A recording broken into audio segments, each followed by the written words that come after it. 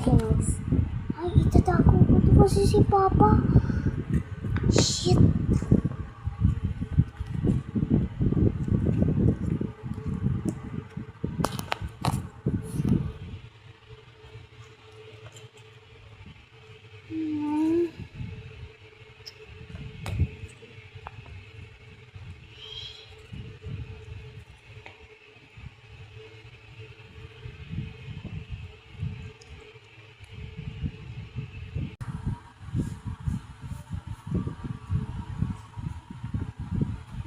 I'm going gusto ko secret.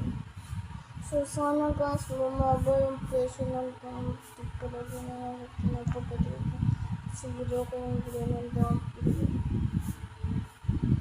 Sana magbaba na yung presyo. So, kung gusto nyo bumaba yung presyo, kayo na bahala. Hindi ko alam kung ano gagawin.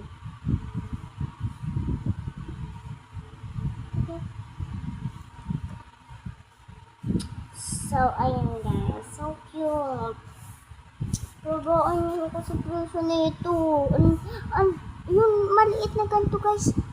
60. Ito 40.